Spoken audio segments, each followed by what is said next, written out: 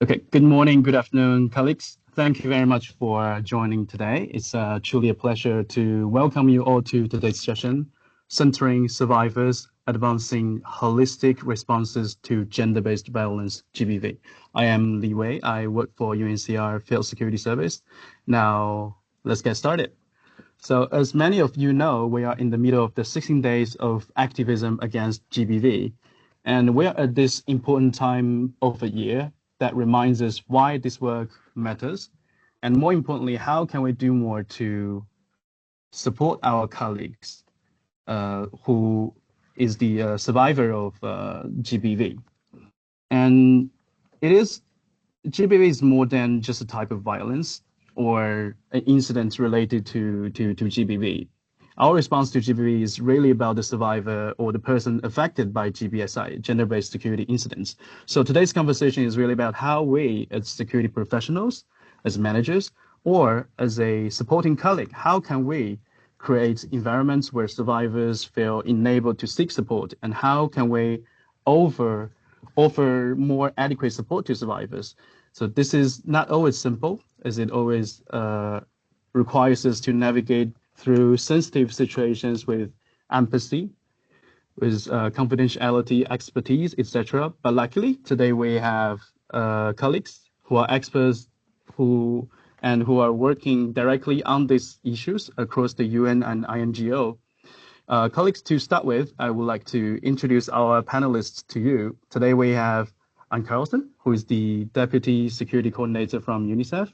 We have Marianne March, who is the Research Analyst from INSO. We have Sanya Potrovic, who is the Regional Security Specialist for Americas and Caribbean from UN Women. Last but not least, we have Marika Prugden-Atkins, who is the Chief of Security Planning, Policy and Specialized Support from IOM. Thank you, colleagues, for being here. And here is how this session will run. So we will start with a 30-minute panel discussion. I think I've already taken three out of the half an hour. And then we'll open the floor for participants' questions and reflections. So I really encourage you, colleagues, to participate because as your practical insights are invaluable. And this is the safe space for us all to engage in this discussion. So you can use the chat or the Q&A function. And I also want to remind you, you can also use the Q&A function anonymously to post your questions, and the panelists will address it later.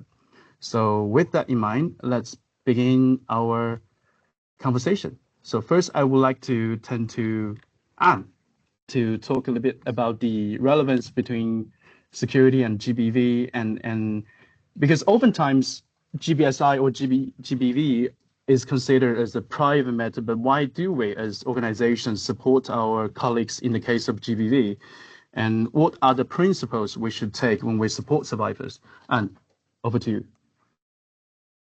Thank you, Li Wei. Good afternoon, good morning, everyone. As mentioned, I'm Ann Carlson, the Deputy Principal Security Coordinator for UNICEF. And I'd like to thank HCR for hosting this discussion and echo Li Wei's comments. Please put your questions, concerns in the chat. So we're very much looking forward to having a discussion with you today and not just a panel answering questions. But on Li Wei's point, many people do view gender-based security incidents as a private matter. But let's be honest, gender-based violence are violent incidents that impact our personnel, like all the other security incidents that we support our personnel in dealing with and in managing. But gender-based security incidents are unique. You know, as Li Wei mentioned, there is a stigma to them. Some people see it as a private matter. There's often judgment or blame for the men and women who are affected by gender-based violence. So we need to take that into account in our response. Second, gender-based violence is about power and control. So many affected people feel disempowered after that. So our approach to support needs to also focus on empowering the affected person in the aftermath of such an incident. So just to highlight a few of the principles in our response to gender-based security incidents. First and foremost, from a security perspective, is to make sure the individual is in a safe environment. If they've been injured or harmed, are they now in a safe place? Physically safe. I think that's important, and it might be taking them to a family member, it might be taking them to a medical facility or to law enforcement, but it's really about, are you safe and how can I get you to a safe place? The second key principle is around confidentiality and consent. As we mentioned, with the stigma associated with many of these incidents, there's a sense of blame or shame. So when we manage these incidents, we don't have to further report or record these as security incidents like we do other kinds of incidents without the affected person's consent. So we can give them all the support that is appropriate, but we don't have to put it in writing. We don't have to let others know if they don't want us to. Thirdly, we talk about respect. As mentioned, gender-based violence is a disempowering event. So we want to empower the person and respect their dignity and their autonomy to make the decisions that are right for them. Our role is to give the affected person options and let them decide what's best for them. It's really about being a bridge, right? That's our role. We are a bridge between the affected person and the resources and support that might be right for them. And then finally, non-discrimination, right? It's really important to not bring judgment or bias to our response. We want to treat the person as the affected person of a very significant incident, give them the autonomy and respect, and not apply any kind of religious, ethnic, gender perspectives to our response. We want to treat them as fairly as possible. So again, just those four key principles: getting them safe, a safe environment, ensuring confidentiality and consent, respecting their autonomy, us as a bridge to potential resources for them, and ensuring our approach that there's no discrimination, no bias, no judgment, and how we engage with them. Thanks, Liwei. Back to you. Thank you, Anne. Adhering to those principles is really important when we're talking about putting survivor in the center. Now I would want to give the floor to Marianne. So from INSO's perspective, what are the trends and gaps in knowledge and data that you are facing regarding GBV? Do you have any best practices or challenges faced to share with us today? Over to you, Marianne. Great, thank you. Thank you, Liwei, for this question and for inviting INSO to share on this important topic. For background, INSO, or the International NGO Safety Organization, exists to support NGOs working in insecure contexts to make informed security decisions and fulfill their duty of care towards their staff and volunteers. We do this by providing alerts, incident reporting, analysis, trainings, and in-country security coordination to over 1,500 NGO partners. In order to provide evidence-based insights, a large part of our work is collecting and analyzing security incidents to identify trends, support risk mitigation, and inform policy. While we have a lot of experience looking at broader conflict trends, we are also seeking to deepen our engagement with partners in the area of profile-based or person-centered security risks, including sexual and gender-based violence. So we're coming at this from a slightly different angle than the first responders. But of course, the survivor-centered principles still apply to our work, and we have to think about how to integrate it. As INSO, we believe that SGBV incidents affecting NGOs and the general populations where we work are significantly underrepresented in our reporting and within our database. Given INSO's evidence-based and data-driven model, these gaps present a significant challenge, both to how we engage with partners around this topic, in terms of informing humanitarian programming, but also in terms of ensuring that NGO partners are taking the necessary steps to mitigate and prevent related risks to staff wherever possible. Knowing that these gaps exist, we want to find ways to encourage partners to report these incidents to us more and trust us enough to tell us about the profile-based security risks they are experiencing.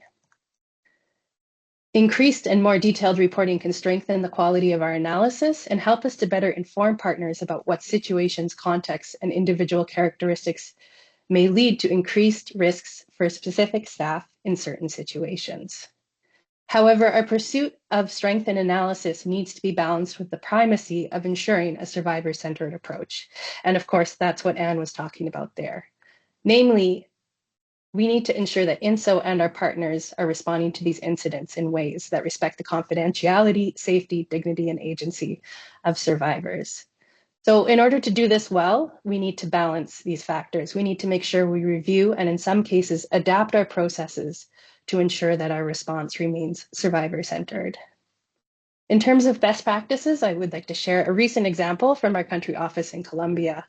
The team there recently had a case where one of our NGO partners reported an incident of sexual harassment that affected 2 of their staff during a field mission.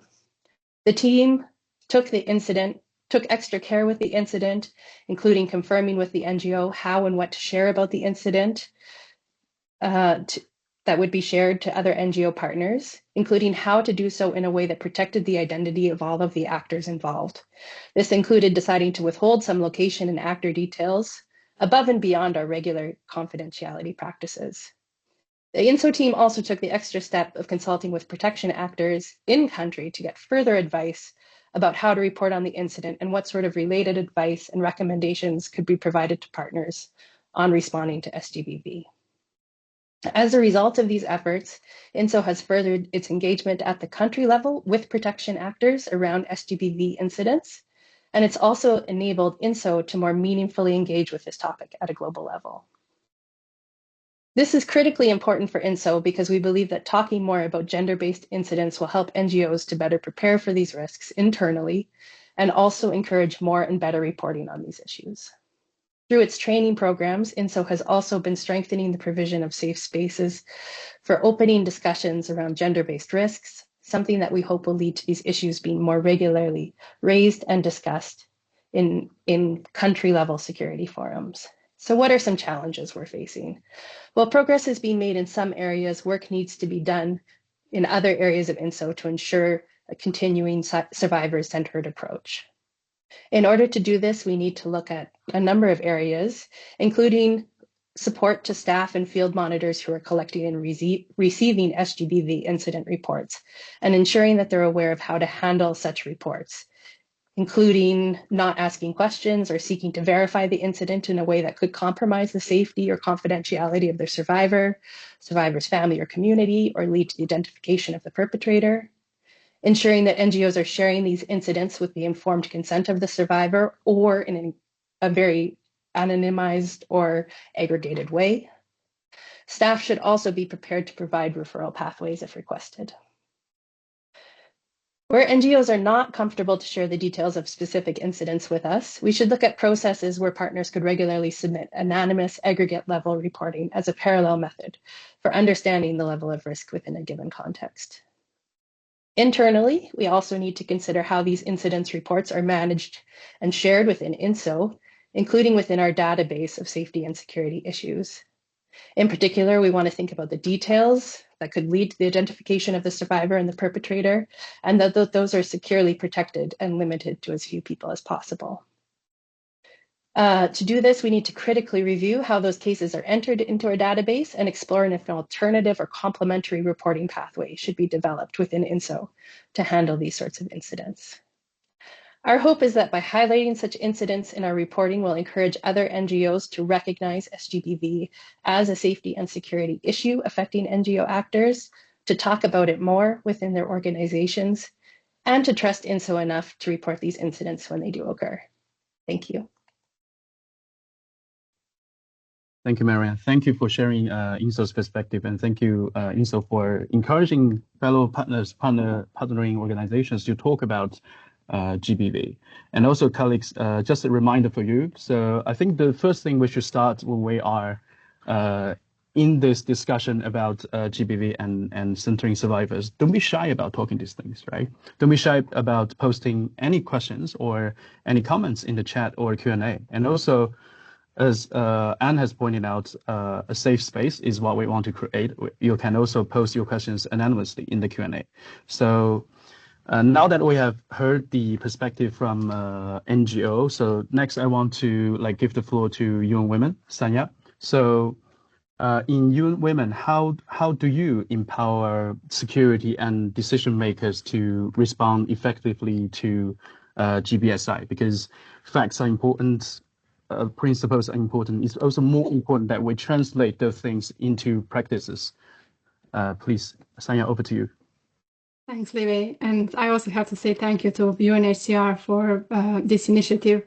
It's a really important time of the year for UN Women. As you know, it's 16 days of activism against GBV. I have to say thank you to all colleagues here, and good morning, good afternoon, good evening. I see a lot of familiar names from security fields across all organizations and even outside of UN. Here, I'm going to speak on behalf of UN Women. I think we got pretty far, or we reached a lot of progress in this sphere. I would say if we are talking about empowering security and decision makers, we must invest in 3 essential areas. And those would be in knowledge, in systems, and in accountability. So first, when we talk about knowledge, we want security personnel and decision makers, and maybe not use even the word want, they must understand that women, girls, LGBTIQ persons often face distinct patterns of threat. They often face and are more exposed to GBV, gender-based violence, that includes sexual violence, sexual harassment, intimate partner violence, targeted intimidation, and I think these days we should even talk further about digital violence and how that affects. Security personnel should understand the principles, and thank you, Anne, for mentioning the 4 key principles to responding to gender-based incidents. Security personnel should understand how trauma affects the behavior of a person who is a victim, but also a person who is a survivor, and how that affects their decision makers. And then security personnel should know how to interact with survivors in respectful and safe manner. Knowledge of survivor-centered principles, when we're talking about do not harm, have safety, respect, non-discriminations, that ensures as the system we gain trust and we encourage reporting to us. I would say this should not be add-on or check the box type of exercise, but this should be core competency of security personnel in UN system and beyond. GBV, just to remind you, affects significant percentage of personnel of the UN, and we should not forget that. Second, when we talk about systems, I'm talking if we want to empower security personnel and decision makers, we should have clear policies, guidelines, protocols, and response mechanisms that prioritize survivors' safety and dignity. Security personnel and decision makers should have tools that could be SOPs, standard operating procedures, expert support, analysis, that would allow them to respond quickly and effectively. On the other side, we could talk about informal systems, developing community of practice groups where colleagues can discuss hypothetical cases, exchange lessons learned, have discussions that we're going to have today, and actually strengthen their confidence in applying survivor-centered approach. And we're also talking about mentorship, where experienced security personnel can guide new personnel or personnel who is still not having any experience in this. Just to be clear, and very clear on this, when I'm talking about discussing discussions that security personnel can have, I'm not talking about discussing particular cases. Confidentiality for survivor is one of the main principles. So not talking about that, talking more about can we have discussions of what to do in case of hypothetical situations? What do we have from resources if this type of incident happens? And then finally, I would say we need to invest in accountability and leadership culture. Senior leaders must set clear expectations that GBV incidents are taken seriously, addressed promptly, and managed professionally. And they should model appropriate behavior and reinforce zero tolerance for victim blaming and for dismissiveness, and ensure the staff understands their responsibilities when incidents occur. How to do this? This can be through a formalized accountability mechanisms where senior colleagues are reviewing incidents handling, and actually that we have consequences for inaction. That should strengthen the signal that GBV sensitive security response. It's not optional. It should be organizational standard. So I will pause here and have those 3 key areas in our mind when we have discussion further, but open for all questions and discussions. And please, colleagues, also share your best experience from your organizations. Over to you, Libby. Thank you, Sanya. Thank you for sharing. I'm sure colleagues have a lot of questions. I've already seen a lot of questions in the Q&A. As you and colleagues mentioned, there are often complex challenges faced when we provide support to survivors through the incidents of GBV. And Sanya, as you mentioned, trust, and also based on my experience in UNHCR, trust is really the key to our response. And given the sensitivity of gender-based violence, I would like to give the floor to Ika. Ika, so what are your thoughts on confidentiality, given the sensitivity of these specific incidents? Or do you have any other challenges that exist for managers or security personnel supporting survivors in GBV? Ika, over to you. Thank you, Li Wei. And thanks to UNHCR for inviting IOM to be part of this important webinar again. Before I answer your question, Li Wei, I like what you've reminded everyone earlier to not be shy in asking questions. I always say that when it comes to discussion on responding to GBV or gender-based security incident, that there's no such thing as stupid questions. So I encourage everyone to ask that question that you are thinking right now, because you never know that the other person here online is also asking, most likely asking the same thing. So on your question, Li Wei, so in my conversations with managers and security colleagues, one of the most consistent and complex challenges in response to gender-based security incident is, as you said, maintaining that confidentiality. So while upholding confidentiality is a critical principle to establish trust between the responder and the survivor or affected person, there are actually situations where it becomes difficult to fully uphold this principle, particularly when the level of security risk is high and immediate life-saving measures are required. So was mentioned by Anne earlier, for security, the security and safety of affected person is the priority, specifically when there is an immediate danger to the survivor or the affected person. So in measures in these cases could be time sensitive. So for example, when an administrative or logistical arrangements can, or such as medical or security evacuations are triggered, we tend to have like a wider set of actors, inevitably they become more involved, like more actors or more individuals. So even when the information we try is, strictly shared on a need-to-know basis, there's always the risk of unintended disclosures. The risk of unintended disclosure increases as more systems and personnel are activated or gets involved. So I think that's one of the challenges for me when it comes to, upholding the principle of confidentiality. Now, another significant challenge in my experience is the cases where the affected person or the survivors and alleged perpetrators are employed by different organizations.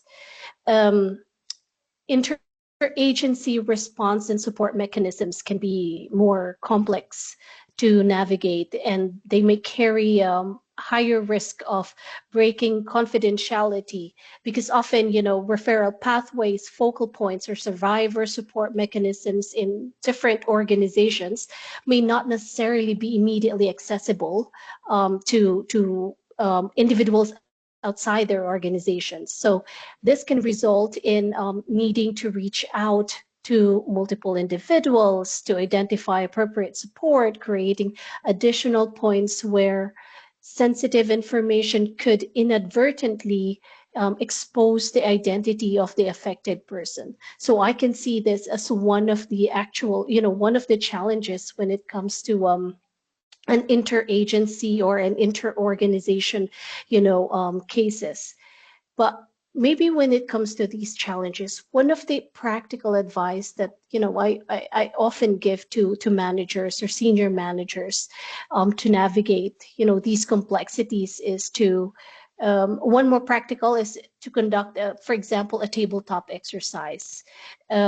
This will allow them, and it's not just for senior managers, but for also their security personnel, the other managers within the organization, at the country level, because this allows them to realistically test their gender aid memoir, for example, SOPs, or any existing guidance in responding to gender-based security incidents.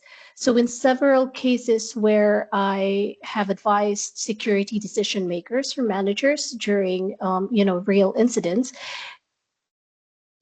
they've actually contacted me or a senior manager at senior security manager at headquarters because their gender aid memoir or their guidance on response to gender-based security incidents were not sufficient to address, internal administrative logistical requirements, or in some cases, their gender aid memoir might not be operationally useful at all.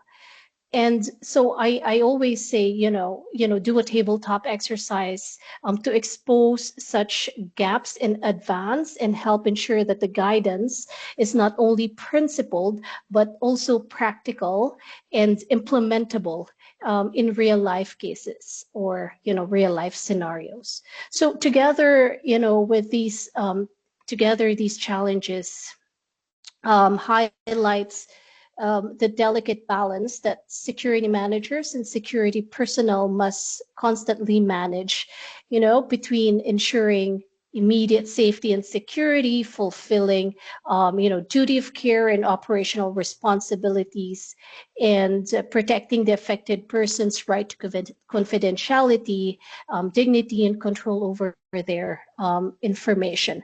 So strengthening clear interagency referral pathways, reinforcing information sharing protocols, and investing in clear or in regular training and scenario-based preparedness, for me, remain critical to maintain a survivor trust while delivering an effective response. So I think I'll stop here and then I'll hand it over to you, Li Wei, in case if there are questions from our colleagues. Thank you, Ika. Thank you for mentioning that our role, like to ensuring immediate safety. I think also other panelists have mentioned our security. Our role is about immediate safety and also refer to other functions that exist to provide more support to survivors. There is one question from participants, which is related to the referral system. So, do you have any panelists, dear panelists? Do you have any examples of the ways in which we can support the psychological health of security personnel? This is interesting. I thought it was about the survivor, but it's about the psychological health of security personnel. As responders, there's also a psychological element that security personnel take on. How do we support them? Alex, I would like to open the floor to you. Tanya, please. Maybe I can start and then colleagues can add to this. I would say when we talk about stress counselors or staff counselors, how we call them in some organizations, they do work trifold. So firstly, that they can support the person who is affected directly. They can support them in responding to the trauma, providing the mechanisms, and then to give them that power of decision and empower them to make the decisions. Second would be they can actually, stress counselors are also supporting us as security professionals who are responding to security incidents, and then maybe we can elaborate that in what to do before, during, and after. And colleague asked about after, what happens, but it can also be before having any security incident that we as security professional deal with. We can have chats with stress counselors. That can be informal chat, coffee, or if you have a chance even over the phone, talk to stress counselors because they are experts and they are people who want to help, and they will give you some best practices or some examples how a person who is affected may respond. And that builds that knowledge of ours is what can happen in certain situations. And then during the incidents, although we might not share anything about the person who is affected and keep the consent and confidentiality as number 1 and 2 principles, if we are affected by the incident, we can talk to stress counselors about how it affects us, and stress counselors can help security professionals in that part, but also to brainstorm with them of how better we can support a person who is affected, because we are not experts in their field. So why not to ask for expertise? But along the way, and this was mentioned by, I think, all panelists here, is when we build the trust with the affected person, with survivor, let's keep that trust and let's not break that confidentiality, and let's not break their right to give consent for different steps. But I think along the way, we have quite a lot of support. And I can talk from experience. In UN Women, we don't have a lot of stress counselors, and we don't have them everywhere in the field. But of course, we reach out to colleagues from other organizations. We reach to UNICEF stress counselors, to IAM stress counselors, to UNDSS stress counselors. And believe me, there are people who want to help, so they will support you in that way. I see Anne would like to add something. Maybe over to Anne. Thanks, Sonia. And first and foremost, I just want to reiterate, there are staff counselors available, and it is an interagency approach from them. They're very helpful in that regard. And I would just say, don't hesitate to reach out to one. If this is the first time you ever managed a case or supported one more directly, even if you feel okay, talk to them about it, right? Don't hesitate to reach out and start that discussion with them. I think the other thing is that as security professionals, how we look out for each other. When you see the signs that someone else may be stressed, how you can support them within our community of practice as security professionals, whether you're an INGO or a UN security professional, how can we help each other recognize maybe something's going on? I understand you might not be able to tell me the details, but also how can I be a bridge for you to get the support that you need? So I think that community of care is also helpful as well. Thank you. Thank you, Sonia. And you have mentioned the sharing information across UN and INGO, and actually that's a question coming from the chat. So it's about data and information sharing. So what data information sharing protocols on GBV incidents exist across UN AFP, and is there any mechanism between the UN and NGO of sharing information or building capacity related to responding to GBSI? 2 questions: data sharing in UN and across UN and NGO, and also do we have any existing mechanisms in the data sharing protocol?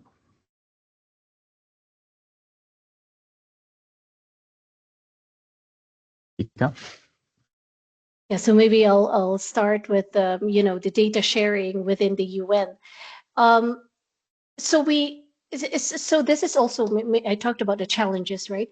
So I think this is also one of the challenge. The gender-based security incidents, unlike the other types of security incidents, it's not mandatory, to report it. And so what we have in the UN security management system, when it comes to data, is we can capture it if they are reported. So I think that's the tricky part about gender-based security incidents, or GBV. But this is also worth pointing out, or for security professionals to keep in mind that because we cannot. It's very difficult for us to capture the actual the numbers, the data of gender-based security incident across agencies that. because it's not there in the data, that doesn't mean it's not happening, within our personal or within organizations. It also is possible that, it is reported within the organization, but then, consent is not given to report it, within the SEERS or security, incident reporting for the UNSMS. So I think that's for the challenge. And I would think I will let I would I'd let Marian reply, but I think it's much harder data when it comes to reporting to UN and an INGO and then vice versa, and it comes to gathering data on that. Over to you. Marian, do you want to come in on this? Yeah, I think it's a really good question. And I think Ikar has already given lots of reasons why it is a challenge and why we don't have a lot of data. Just to say, as far as I know, no processes have been set up for this sort of information sharing, and there's a number of reasons for that. I think I continue to be interested in seeing if there is a way that there can be better information sharing, including about gender-based incidents, in a way, of course, that maintains the confidentiality. So as of yet, I don't think anything exists. I think we continue to explore if there's a way to better communicate about some of these. Not that, of course, we'll ever have all of the data given the different ways that these incidents are reported, but that we might have enough of the data so that we could meaningfully inform NGO partners about some of the risks that are occurring. So that's where we're at right now regarding gender-based violence-related incidents. Thank you. Sanya? If I may comment quickly, and I understand we have a huge struggle about having data for UN or for NGOs as well. But when we look at the country or the context, let's also look at the country data about gender-based violence. And some countries have quite a lot of information about what is out there and how many people are affected. And I would say go to UN Women websites, and then you have country by country the data that UN Women, a specialized agency, collected. Our colleagues are not living in a bubble. In most countries, we deploy a lot of national staff, and they are affected by incidents that we do collect the data of from the countries and from mechanisms that exist in that countries. GBV is usually underreported, and that's something that we have to keep in mind even for the country data. But let's not have us to stop that we don't have any data, we don't have enough data in our organizations, but look beyond that, because we don't live in a bubble. Our colleagues don't live in a bubble. Over to you. Thank you, colleagues. Another question from the chat. It would be really helpful to mention who are the potential perpetrators in the interest of this session, just to make sure all participants are on the same page. Are we talking about incidents committed by the persons of concern, armed groups, or colleagues in the office? So basically, who might be the perpetrator? I'll come in the way. It's all of the above, right? This is a broad discussion that covers incidents that might happen in the community. The perpetrator may be a family member. The perpetrator may be another staff member, a partner organization. All of the above is what we're talking about. So we have the same principles in our response to supporting our staff who are affected. Thanks. Thank you, Anne. I like this next question very much. So thank you, colleagues, for being super proactive and honest to ask questions. So this is about lessons learned sharing. How to share lessons learned ASAP when it takes many months for investigation and legal process.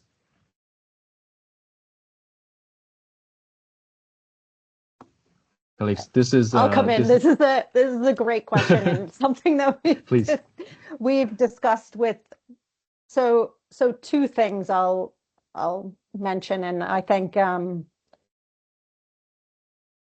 One, I like Sonia's idea of a community of practice, right? Where we anonymize incidents, but those of us who have managed them and those of us sitting in a regional or headquarters office are better positioned for this because it removes the geographical locations of where we might be speaking to preserve that anonymity. But a community of practice where we can share that isn't officially set up, something like that would be helpful. I think the other thing that is important is what Ikar mentioned with the training and the tabletop exercises and looking at your aid memoir, talking it through. Liwei, you mentioned talking about the issue, right? Let's have a practical tabletop like we do for so many other kinds of security incidents. We can discuss it and we can see, and when you bring together not just security professionals, but the staff counselors and managers, there is often a lot of experience in that room, right? So colleagues can share their lessons that way. Over to you, Ikar. Thanks, Anne. I was going to say along the same lines what you mentioned. So basically, for me, you know, I look at it as there's the informal way of sharing best practices, and there's the formal way of sharing best practices. So for the informal one, and I think it's also, you know, linked to the community of practice that Anne and Sonia has been, you know, mentioning. Because one of the things that really helped me personally on this was talking to my colleagues, security colleagues from other organizations, whether it is over a cup of coffee or, you know, after work, at dinner and things like that. Or it's even, I've even had cases of, you know, a call for 1 hour, you know, not a formal meeting, but it's really more just from a from someone who've from colleagues who you know, we work on the same, you know, a field of supporting GBV in our organization. And then there's also the formal one. So we do have you know, at the in the UNSMS some working groups, and I think last year or 2024 we did even have some discussion about this at the Women's Security Awareness you know, working group in New York. So it can be formalized, but there are many ways, you know, to do this in a formal and informal. But I would actually, you know, promote also more the informal one, because that is when you can be more open and you know, more honest in the discussion with your peers or your colleagues, security colleagues, on you know, sharing the best practices when it comes to responding, supporting gender-based security incidents. Over to you. Thank you. Next question on training. So is there a training module webinar available and ready for training security officers in responding to GBSI? Is there any existing ones, colleagues? Ika, please. Yeah, sorry, I have to. So for us in IOM, we do have one, and we're you know, happy to share. It's a webinar on immediate response to gender-based security incidents, and we've worked with other organizations, you know, in on this, you know, in delivering this webinar. So happy to share that one to managers or to everyone who's interested. And over to you.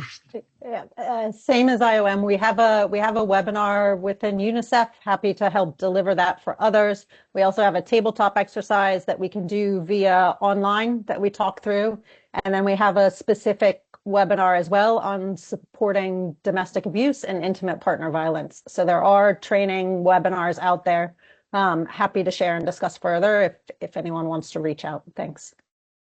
Thank you, Ika, and I also want to share in UNHCR, we have a PCA workshop, person-centered approach workshop, where we train security officers on all the aspects of responding to GBSI. And also we have webinars dedicated to managers or security colleagues as a reminder for them, as a refresher for them to once a year or twice a year to let them refresh their knowledge on responding to GBSI. And also one follow-up question on training, and then we move to a large chunk of the question, which is related to confidentiality. So another question on training. How do we make sure security training is a safe space so people can share and feel comfortable in the training? This question is asked from a trainer perspective. So how does trainer create a safe space for their participants?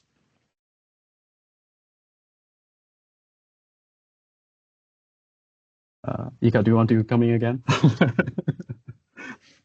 Yeah, okay, I can take this, Li. Yeah, so so there are you know, a number of ways for creating a safe space, but I would in our training. So one of the things that you know, we often do, it's like at the beginning of every every training, you also set house rules, because that helps, you know, that manage expectations, and clarifying that, for example, a safe space is in most of the trainings that we do, it's not for therapeutic, it's not a you know, a therapeutic safe space, because that's important to set at the very beginning, because it's not only to protect your participants, but it's also to protect you as a trainer, or other trainers on the potential psychological, psychosocial impact of disclosures, or certain types of disclosures. And so that's at the beginning, yeah, setting the rules at the beginning. And one of the things there also is about, you know, being transparent on what the safe space means in your training. Because, you know, when we talk about safe space, we don't want to create this idea that nothing will come out of that, you know, every training. Of course, you cannot, there are certain things that you cannot control after the training, right? So you try to establish rules as much as you can, but you cannot really guarantee 110%, you know, that nothing, no information is going to come out of that room during the training. And then I think, you know, in terms of like for a trainer, you know, really listen and look at the participants when you're talking about, you know, the difficult topics or conversations that you're having, particularly if you're talking about GBV, for example, because then, you know, you can see, it's only when you proactively listening or really watching your participants that you can see their body language. If someone is becoming uncomfortable with, you know, with the discussion, or something is being affected by it, then you need to navigate, you know, how to, you know, change the tone, you know, the messaging, or intervene on what the other participants are saying, you know, to protect that, you know, psychological, you know, impact to the other participants. So there are so many other ways that, you know, we can talk about that, but I think I'll stop for that. And in case others have, would want to contribute to that. Over. Thank you, Ika. I've learned a lot from you. Actually, as a trainer myself, when I first start to like work on this area, I find there are two words very helpful to me when either it's responding to GBSI or supporting the training related to this. It's passion and compassion. Passion to help our colleagues, and compassion to let yourself, like, just assume, what if you are the person? What if you are the affected person? So that helps for you to rethink a bit and tailor your either your talk or your training a bit towards the participants. Now we have a lot of questions related to confidentiality. To start with, if GBV incident happens, it is extremely difficult to ensure confidentiality, especially in small-scale field locations. Very soon, information about a survivor spreads rapidly, and stigmatizing the survivor more. What advices or suggestions do you have to navigate this?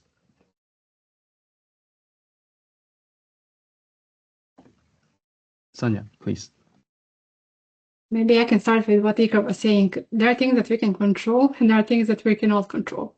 But what we can control is if we are the one who have conversation with the survivor, let's not have us to break that confidentiality. So that's what is discussed in a room with a survivor stays in the room unless survivor gives consent. That consent is for every step on the way.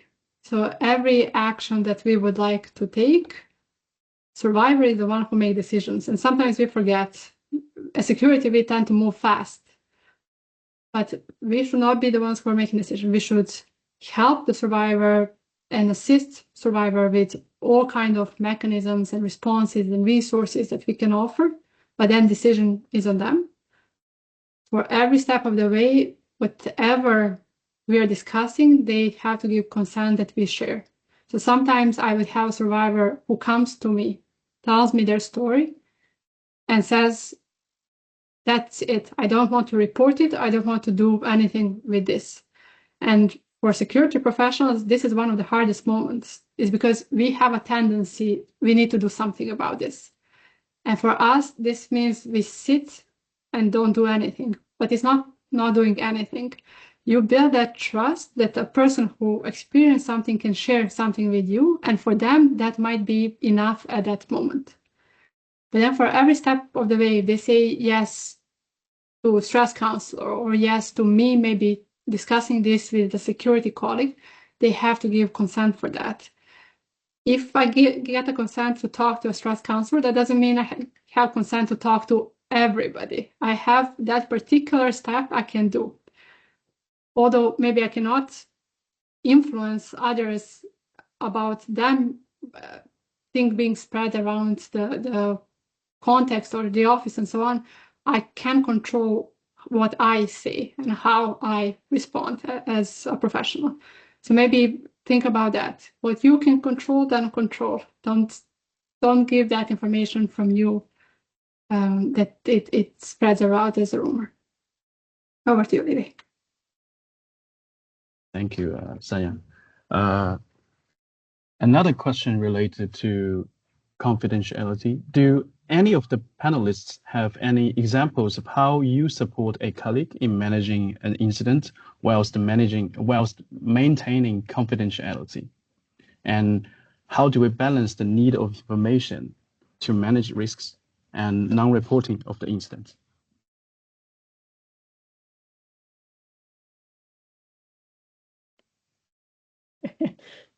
Two parts to that, Liwei. So Yeah, I'll come in on the non-reporting versus data, right? Sonia's already mentioned it, right? We know in general GBV is underreported. There are sources of information in the UN. We have SIRS, host governments have data, UN Women puts out data. You can speak with protection colleagues, GBV or gender specialists, and get an idea of what the actual situation is. So that's where you can get your data, even if specific incidents impacting personnel in that area are not in our database, right? There is data, there is information that we can use to move forward in managing risks. The other thing is that tabletop exercise of the aid memoir, right? Because is the aid memoir fit for purpose? Can it be operationalized? When you talk through that with the right people around the table, you find out if your measures in place are sufficient or not. So there are a couple of ways that we can work with this. I'll pause on that one and hand back to Liwei and the colleagues for the other parts of the question. Thank you, Anne. Ika, please. So maybe an example of dealing with confidentiality that I in my experience is that so again, we had a situation before where the affected person actually had to be medically evacuated or from the duty station because of a GBV. And with that, that's what I was saying earlier, that we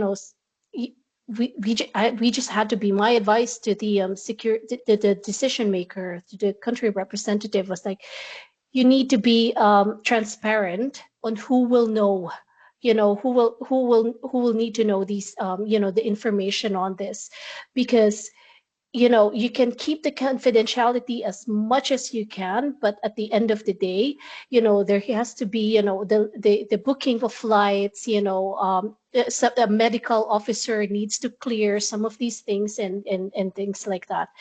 In that way, it's really more confidentiality and consent, because now, to maintain that confidentiality between few people, but that person, the affected person, still need to get, to give the consent, right? So the number of actors or individuals who ended up knowing, the situation was small, but at the end of the day, more people than what the affected person wants to, would have known the information, is, more than what they preferred to. But it's explaining, it's about being transparent on what the procedure is and who will know, and it's for them to accept. Because I think I like the at the very beginning, Anne mentioned about that GBV is about, power and control, and then that affected person have lost the control. And so that little things of being transparent will give back, that decision making to that affected person. But also, the complexity of that is confidentiality also, and that's not just mean, which individuals have to know, or will know about this information. It's also about the type of information that individuals will get. So you can also compartmentalize the type of information that will have to go out to different individuals in this case.